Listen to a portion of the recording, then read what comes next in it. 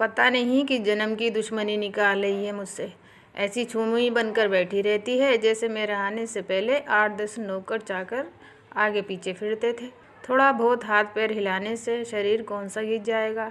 इनका कुछ नहीं, बस मेरे ऊपर ही छोड़कर बैठ जाएगी और बाहर से थक हार कर आओ और फिर घर में आते ही रसोई में लग जाओ।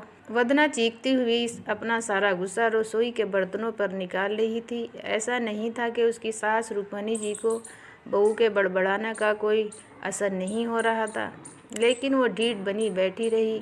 बहू की बड़बड़ाहट को एक कान से सुनकर दूसरे कान से निकाल रही थी। वदना एक पढ़ी लिखी लड़की थी। उसका सपना था कि वो अपने पैरों पर खड़ी होगी। उसने कई जगह नौकरी के लिए आवेदन भी दिया रखा था। इस बीच जब उसके लिए अंकित का रिश्ता आया तो उसने साफ साफ कह दिया था कि वो शादी इसी शर्त पर करेगी कि शादी के बाद उसे अच्छी नौकरी मिलेगी तो उसे कोई नौकरी करने से नहीं रोकेगा। आखिर इतने पढ़ने लिखने के बाद वो घर पर तो नहीं बैठ सकती थी। अंकित और उसकी फैमिली को इस बात से कोई आपत्ति नहीं थी। उनकी बहू नौकरी करे, इसीलिए दोनों तरफ से खुशी खुशी रिश्ता तय हो गया। शादी के कुछ दिन बाद ही वदना का ज्वाइनिंग लेटर आ गया। जिस दिन वदना ने अपने ससुराल वालों से कह दिया था कि वो अब नौकरी करेगी तो उसकी सास रुक्मणी जी ने भी सारे परिवार के सामने कह दिया था कि वो नौकरी करे तो इससे मुझे कोई आपत्ति नहीं है। मैं ये भी नहीं कहूँगी कि वो पहले घर का सारा काम करे फिर नौकरी पर जाए, लेकिन मैं अब पहले की तरह पूरा घर नहीं संभाल सकती। मुझे सब कुछ मंजूर है, लेकिन मुझे ये उम्मीद मत रखना कि मैं बहू को रोटियां बनाकर खिलाऊंगी। मुझे पता है कि अगर मैं एक बार इस भंवर में फंस गई तो ज़िंदगी भर नहीं निकलूंगी। उस वक्त रुक्मणी जी की बातों पर हैरानी हो रही थी। उनके पति ने भी ये कह दिया था कि मुझे नहीं पता था कि मेरी सीधी सादी सरल पत्नी सास बनते ही अपना रूप बदल लेगी, लेकिन इस बात का क्या रुक्मणी जी पर कोई असर हो रहा था?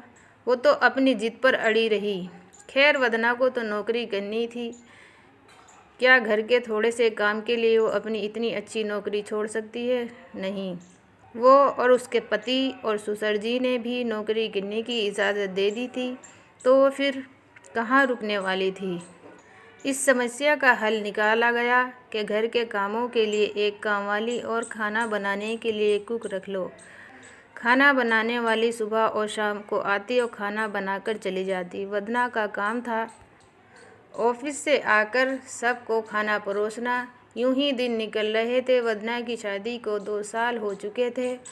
अब तो वदना को और घर वालों को इस रूटीन की आदत हो गई थी, लेकिन मुश्किल तो जब होता था जब कभी काम वाली नहीं आती थी और छुट्टी ले लेती थी।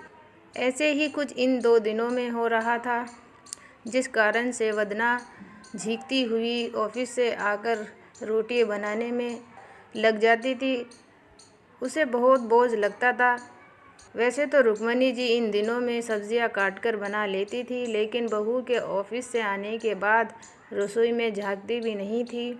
उस समय वदना को बैठी हुई सास चुपती रहती थी, बड़बड़ाती रहती थी और रोटी बनाती रहती थी। बाद में अपनी माँ से फ़ोन पर भर भर के शिकायत करती, जिसके बाद उसे थोड़ा सा सुकून मिलता। कुछ दिन बाद वदना के भाई की भी शादी तय हो गई थी। वदना की होने वाली भाभी भी नौकरी की शौकीन थी। वदना की माँ ने सगाई के वक्त ही खुश होते हुए गर्व से कहा कि भाई, मैं और सासों की तरह तो नहीं हूँ जो बहू के आने पर हाथ पे हाथ रख कर बैठ जाऊँ। जब अभी तक पूरे घर वालों को संभाला था तो अब क्यों नहीं मेरी बहू को पूरी मेरी तरफ से छूट रहेगी। जब माँ अपने बच्चों को रोटियां बनाकर खिला सकती है तो बहू को क्यों नहीं खिला सकती। बहू, तुम चिंता मत करो, नौकरी करना, रसोई में संभाल लूँगी। वदना की माँ के ऊंचे विचार सुन के उन्होंने होने वाली भाभी, पूरे परिवार और खुद वदना को भी खुशी हो गई। माँ, आप कितनी बड़ी दिल की हो। काश मेरी सास भी आपकी तरह होती, लेकिन मेरी ऐसी किस्मत कहाँ है। मेरी सास को तो हुक्म चलाना आता है। मुझे गर्व है कि मेरी माँ इतने खुले विचार की है। अपनी चिड़चिड़ाहट निकालते हुए वदना बोली, कुछ दिन में ही वदना की भाभी की शादी हो गई। कुछ दिन बाद ही वदना की भाभी ने अपनी नौकरी को ज्वाइन कर लिया था। वदना की माँ भी अपनी बहू को हथेलियों पर रखे थी। सुबह उसका नाश्ता और फिर टिफ़िन और रात का खाना तैयार रखना, अपने हाथों से परोस कर सबको खाना खिलाती थी। उनकी बहू मम्मी जी कहते हुए अपनी पसंद नापसंद बताती रहती थी, जिससे वदना की माँ बढ़ाव चढ़ाकर पूरे करने में लगी रहती थी। खुशी खुशी दिन बीत रहे थे, लेकिन धीरे धीरे अब उदासी नाथ में बदल रही थी। वदना की भाभी अब कुछ भी ना करने की आदत पड़ गई थी। एक दिन जब वदना फ़ोन पर अपनी माँ से बात कर रही थी तो उसकी माँ रो पड़ी, बेटा मैं इतना करती हूँ तेरी भाभी के लिए, फिर भी वो मेरी कदर नहीं करती और मेरी ही छूट अब मुझ पर ही भारी पड़ रही है। क्या हुआ माँ, आप ऐसा क्यों बोल रही हो? पता है भाभी को तो तुम मुझसे ज़्यादा ध्यान रखती थी। क्या हुआ, भाभी ने आपको कुछ कहा है? वदना बेचैन होती हुई पूछने लगी। कुछ क्या बेटा, अब तो वो सब कुछ मुझे ही कहती है। ऑफिस से आने के बाद एक गिलास पानी के लिए भी मुझे आवाज़ देती है। नाश्ते में थोड़ी देर हो जाए तो मदद करने के बजाय गुस्से से यूं ही बिना खाए चली जाती है। आखिर मेरा भी कुछ आत्म सम्मान है या नहीं? मैं तो उसके लिए कामवाली बनकर रह गई हूँ। बात तो बहुत गलत है। आप भाई से साफ साफ कहती क्यों नहीं? अपनी बीवी के लगाम खींचकर रखो। आप माँ हो, कोई काम वाली नहीं। भाभी नौकरी करती है, इसका मतलब ये तो नहीं कि आप पर हुक्म चलाएगी। गरजते हुए वदना बोली, किस मुँह से कहूँ बेटा, पहले तो खुद मैंने ही अपने पैरों पर कुल्हाड़ी मार ली है, फिर शिकायत किससे करूँ? तेरे पापा ने तो कहा था कि बहू को ज़्यादा सर पर बैठाओगी तो पछताओगी, लेकिन मैंने ही नहीं मानी। मुझे ही पढ़ाई का बहुत शौक़ था। एक बात बताऊं बेटा, तू चाहे अपनी सास को कुछ भी कहे, लेकिन समधन जी का ये फैसला सही था कि वो बहू को रोटियां बनाकर नहीं खिलाएगी। एक बार तो वो उसकी नज़रों में बुरी हुई, लेकिन उसने अपने लिए अच्छा किया।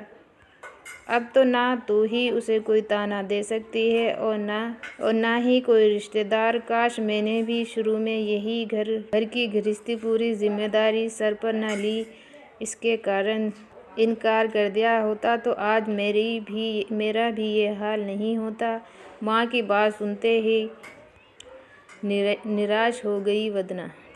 भारी मन से उसने फ़ोन काट दिया और बाहर हॉल में आकर देखा तो सास ससुर आराम से बैठे हुए बात कर रहे थे। उसकी सास अपने नाखूनों पर नेल पेंट कर रही थी, जिसे देखकर ससुर जी ने चिढ़ाते हुए कहा, आपे में क्या फैशन कर रही हो? किसे दिखाओगी? मेरी तो नज़र भी कमज़ोर हो गई है। किसी को नहीं दिखाना, मैं तो अपनी खुशी के लिए कर रही हूँ। घर की गृहस्थी में उलझी रहती थी, अब आराम का वक्त आया है तो अपने शौक़ तो पूरे कर लूँ। पता नहीं कब भगवान के यहाँ से बुलावा आ जाए। वदना की सास